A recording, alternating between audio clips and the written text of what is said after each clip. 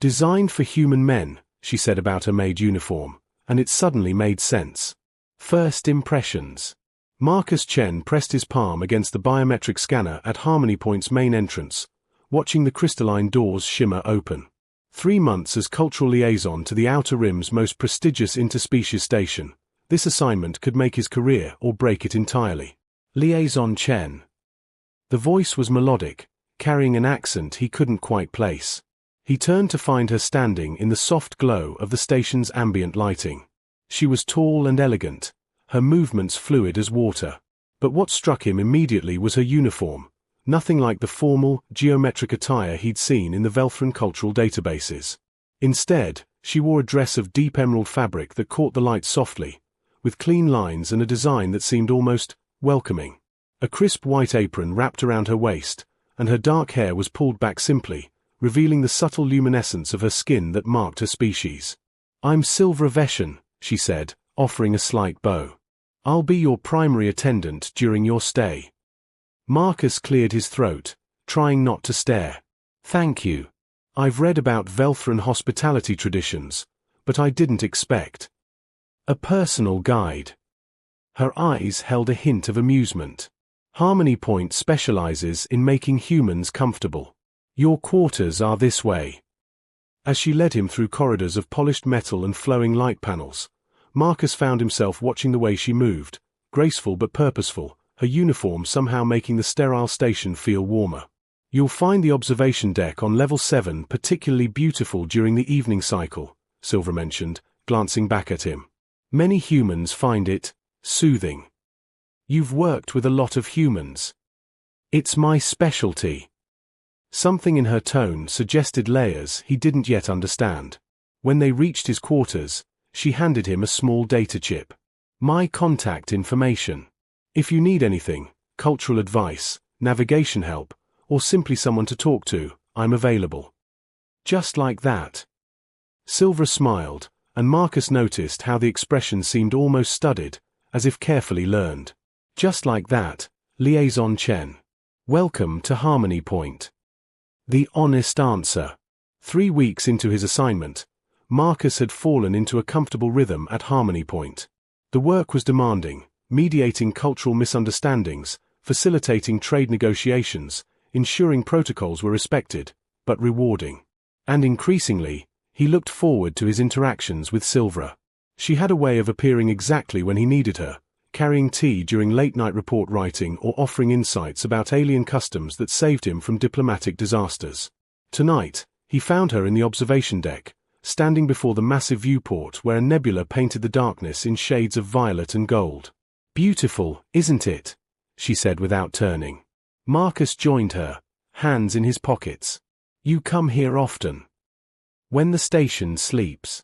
My people are naturally nocturnal. I feel more myself in the quiet hours." He'd been wanting to ask her something for days, and the intimacy of the moment made him brave. "Can I ask you something that might be inappropriate?" Silvra turned to him, her expression open. "Of course." "Your uniform. It's so different from what I've seen other Velthran wear. The colors, the style, it's almost..." He struggled for words. "It doesn't match your culture's aesthetic at all." She looked down at her dress, running her fingers along the apron's edge. "You're very observant, Marcus." The use of his first name sent a small thrill through him. "The answer is simple," she continued, meeting his eyes. "It was designed for human men." Marcus blinked. What?" "Extensive research was conducted," Silvra explained calmly.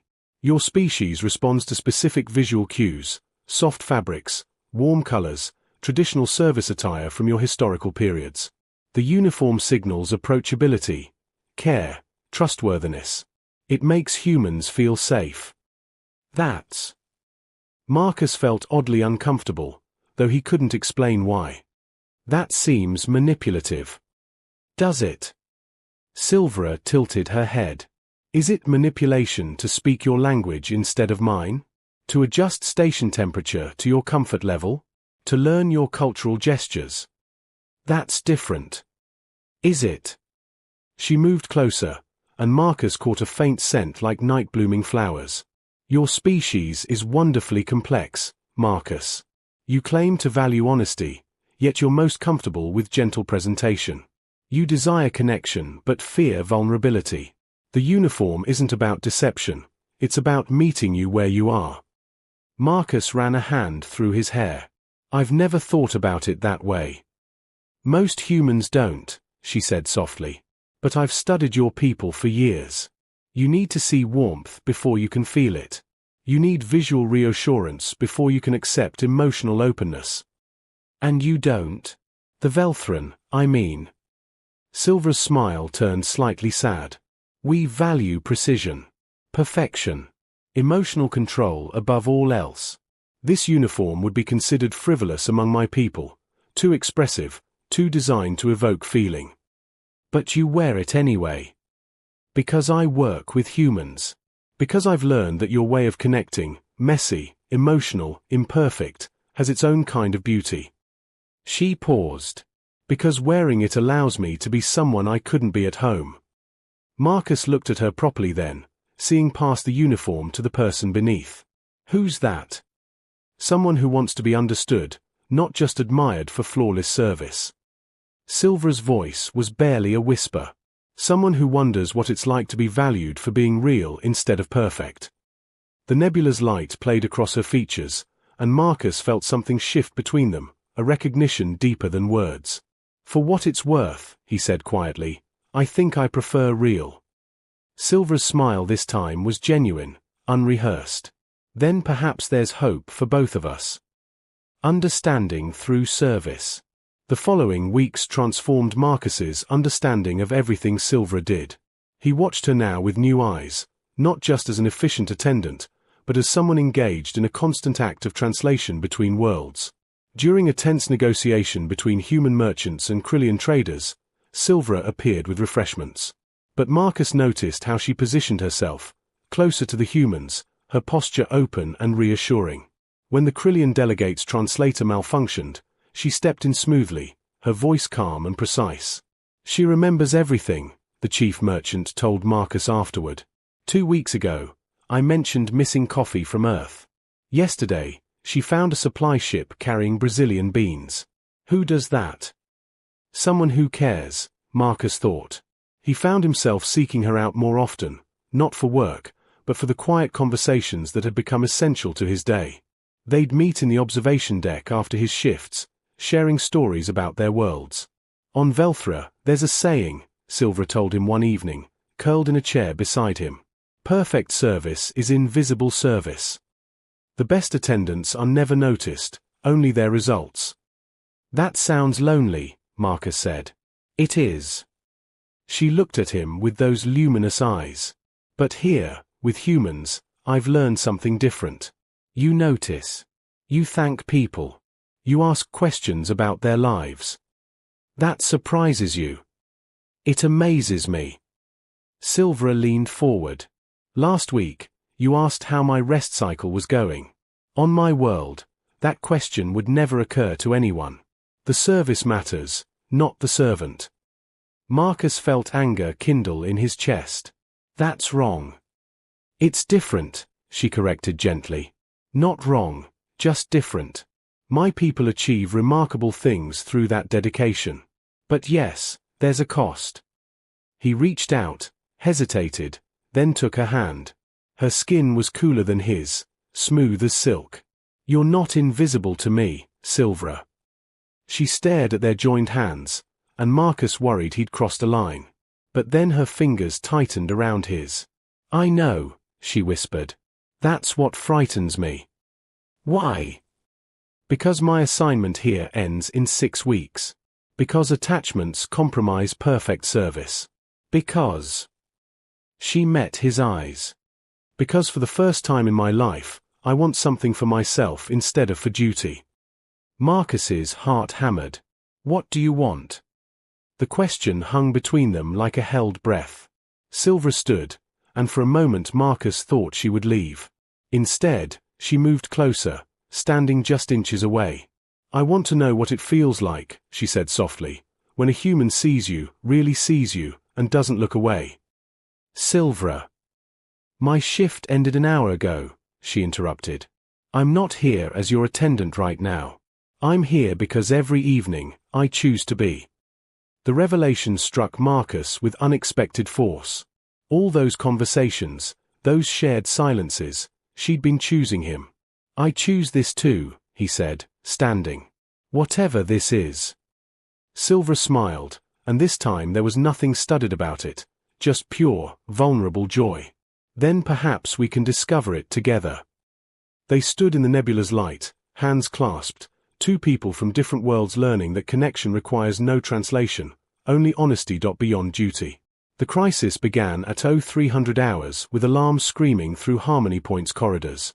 Marcus stumbled from his quarters to find chaos. A solar flare had damaged the station's environmental systems, and 3 sections were losing atmosphere pressure. Silvera appeared at his side, still in her uniform though her shift had ended hours ago. The human residential wing is affected. We need to evacuate 200 people to the emergency shelters. They worked through the night side by side. Marcus coordinated with station security while Silvera moved through the panicked crowds like a calm current, her voice soothing frightened families, her hands steady as she guided elderly residents to safety. He watched her crouch beside a crying child, speaking softly until the girl's tears stopped. Watched her support a pregnant woman through the long walk to the shelters. Watched her remain perfectly composed even as exhaustion shadowed her eyes. By dawn, the crisis was contained. Marcus found Silvera in an empty corridor, leaning against the wall, her immaculate uniform finally showing signs of wear. You should rest, he said gently. So should you. But she didn't move. Marcus slid down the wall beside her, their shoulders touching. You were incredible tonight. I did my duty. No. He turned to face her. You did more than that. You cared. There's a difference. Silvera's carefully maintained composure cracked. On Velthra, tonight would be considered a successful operation. Nothing more. The individual moments, the child's fear, the woman's gratitude, those wouldn't matter. Only the outcome. But they matter to you. Yes. Her voice broke slightly. And that's the problem. I'm not supposed to feel this much. Perfect servants don't get attached. They don't lie awake thinking about the people they've helped. They don't, she stopped abruptly. Don't what? Silvera looked at him, and Marcus saw something raw in her expression. They don't fall in love with the humans they're assigned to serve. The words hung in the air between them, fragile and terrifying. Silvera, Marcus began, but she continued. Do you know what I think about during my rest cycles? Your laugh when something surprises you. The way you notice small kindnesses. How you see me as more than my function. Tears glistened in her eyes, the first emotion she'd allowed herself to show fully. I've broken every rule of my people, Marcus. I've become exactly what I was trained not to be. Human, he asked softly. She laughed, a sound caught between joy and sorrow. Imperfect. Wanting. Selfish enough to wish my assignment would never end. Marcus reached up, cupping her face gently. What if I told you I've been counting down those 6 weeks with dread? That I look for you in every room I enter. That this uniform you wear, I don't see it anymore. I just see you. Marcus. I'm falling in love with you too, Silvera. Not the perfect attendant. You. The person who chooses to be real with me. Her breath caught. This is impossible. When my assignment ends. Then we'll figure it out. His thumb brushed her cheek. Unless you don't want. She kissed him. It was soft at first, tentative, as if she were learning a new language. Then deeper, her hands sliding into his hair, his arms pulling her close. She tasted like starlight and possibility, and Marcus felt something fundamental shift in his understanding of connection.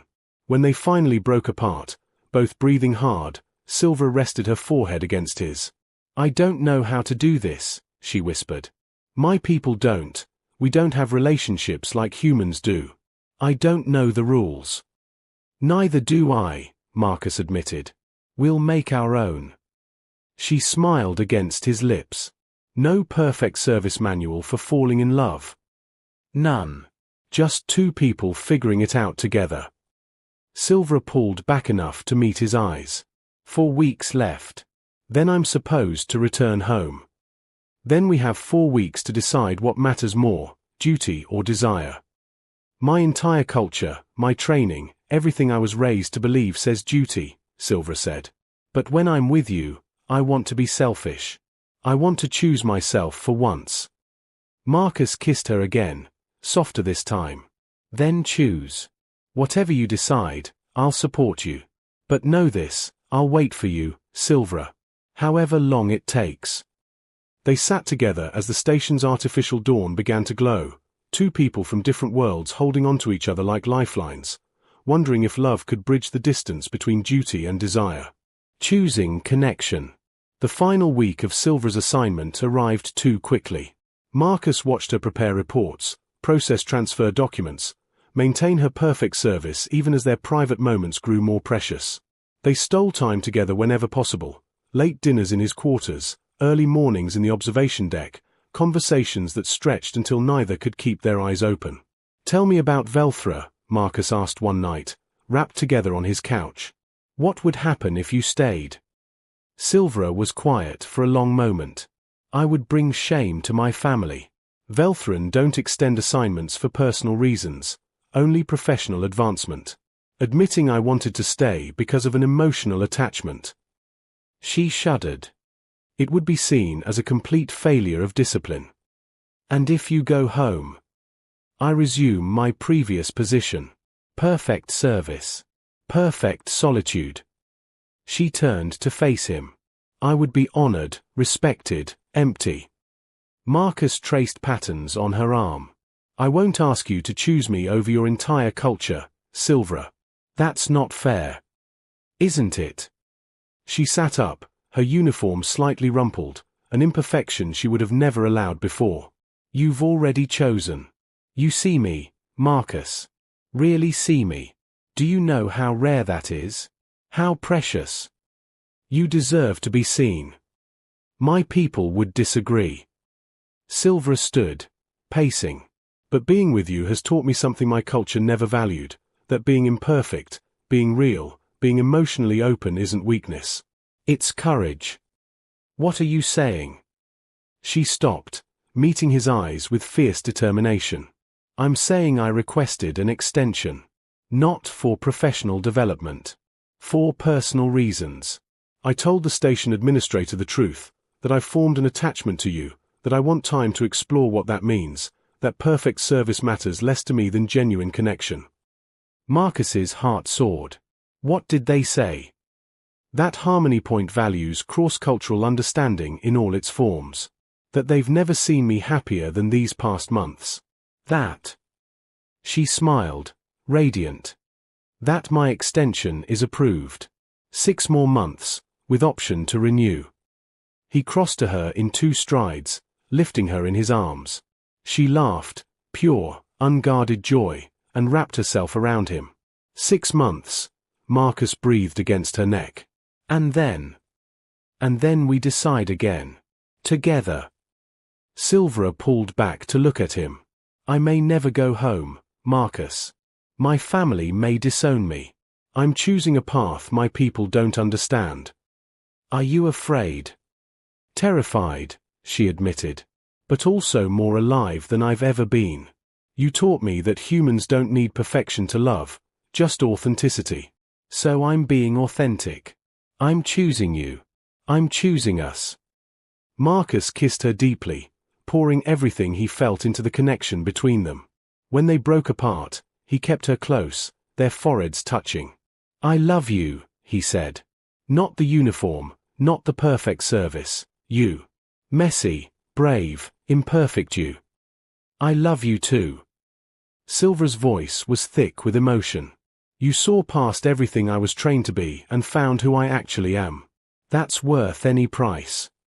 They stood together in the soft light of his quarters, two people from different worlds who had found something universal, the courage to be truly seen, the strength to choose connection over convention, and the faith that love requires no translation. The uniform still hung in Silvera's closet, a reminder of the bridge she'd built between worlds. But she wore it differently now, not as a costume designed to manipulate, but as a symbol of the effort to understand, to connect, to reach across differences with open hands and honest hearts. Some bridges are built with steel and stone. Others are built with vulnerability and trust. And sometimes, the most important journey isn't across space, but into the terrifying, beautiful act of letting someone see you completely, and choosing to stay anyway. Lessons from the heart. True connection requires no costume, only the courage to be authentically seen. Love isn't found in perfection, but in the brave choice to be imperfect together.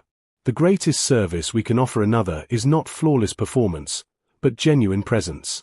Sometimes the most radical act is choosing your own heart over everyone else's expectations. The end.